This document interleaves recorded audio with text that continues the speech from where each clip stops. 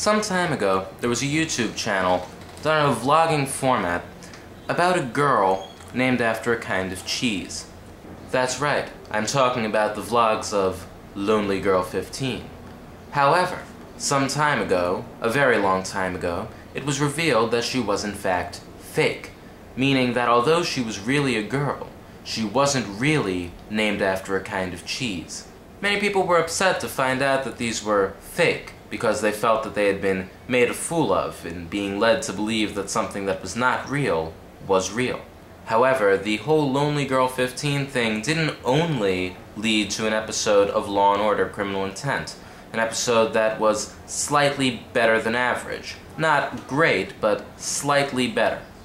It also, either directly, indirectly, or coincidentally, led to many other YouTube users to come to create a fake channel, in that also often done in the style of vlogs, because they're so easy, a channel that did not reflect their actual selves, even though it presented itself as doing such, but instead told a story through the presentation of a fictional character. Now, the question I'm going to ask today is there something inherently wrong with doing something like this? And the answer is, of course, no. Now, there are many people who have done this sort of thing. One of the most notable recent people was Dax Flame. He was recently, a couple months ago at least, thought of to be fake. There's been no confirmation, but that seems to be the case. There have been others that I'm sure you, the watcher, are familiar with. But anyway, the thing is that a lot of people like to say that this sort of thing is mean or deceptive, and use the term hoax. Now, I'm going to get into that a little bit later, but first, I want to draw a comparison to put this sort of thing into perspective. What we have here is someone creating something that is fictional and presenting it in a manner that would make it seem as though it were genuine.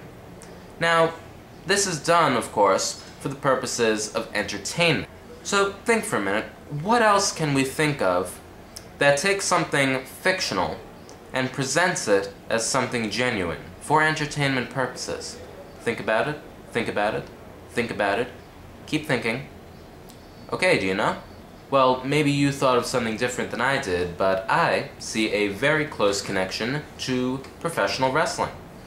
Now, professional wrestling is a simulated sport in that it has these matches with these different competitors, but they're not actually competing. They're actually working together to present something that takes the appearance of a competition, but is in fact intended only for entertainment purposes, in that it's planned out beforehand and then simply put on for your entertainment.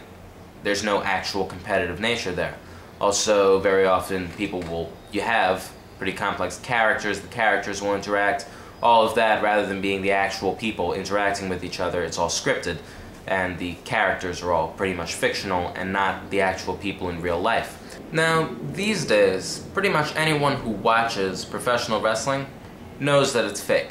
And if they don't, they're supposed to. Because that is where the entertainment value is. The entertainment value comes after you know that professional wrestling is in fact fake. You can then enjoy those aspects of it. You can enjoy it more knowing that it's not real.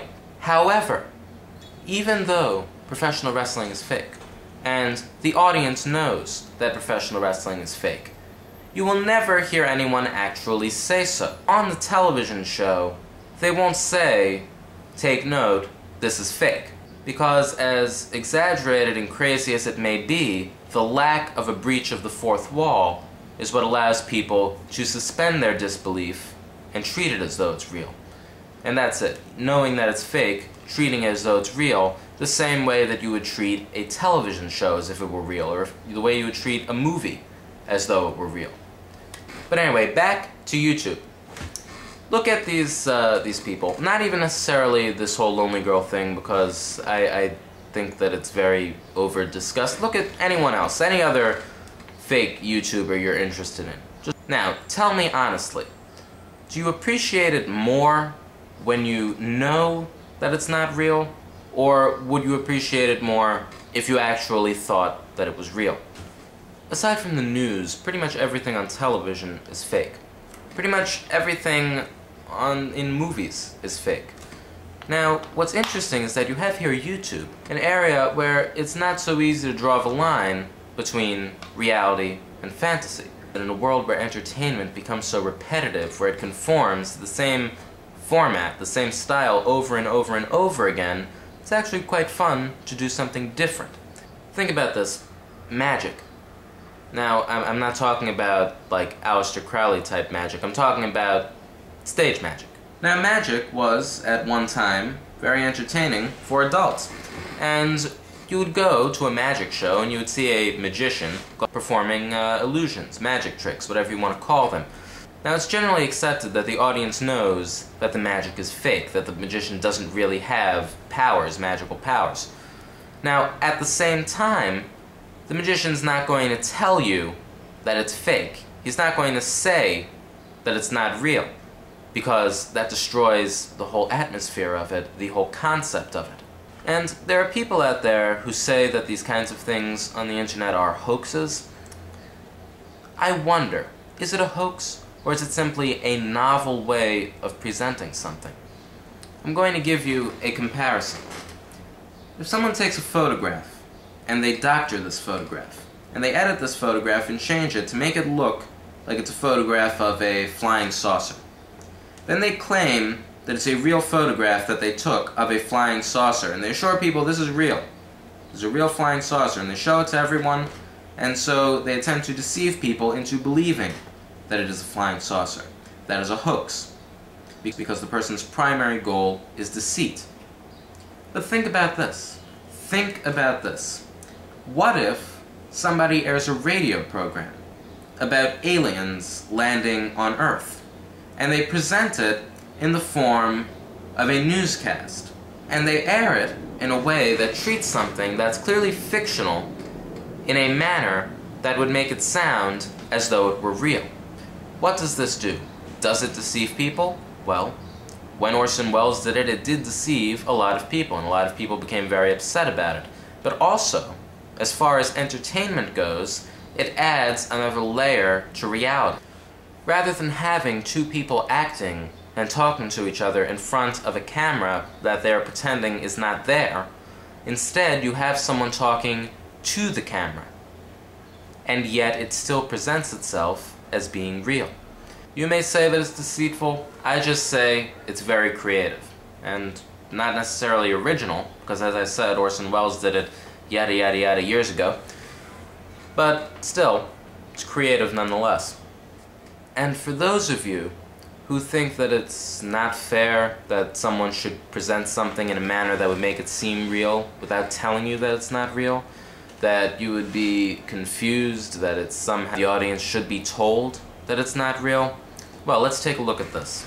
In A Midsummer Night's Dream, they're talking about the play they're going to put on. And Bottom says this: "I have a device to make all well. Write me a prologue, and let the prologue seem to say, we will do no harm with our swords, and that Pyramus is not killed indeed. And for the more better assurance, tell them that I, Pyramus, am not Pyramus, but Bottom the Weaver. This will put them out of fear." Now that is, of course, funny.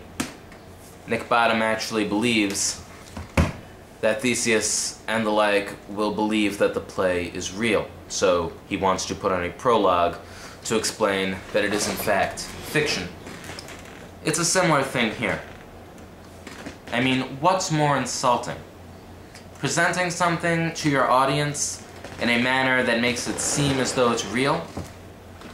Or, before doing this, going out of your way to tell your audience that it is in fact not real, that what they are watching is a work of fiction, suggesting that they're too stupid to figure it out themselves.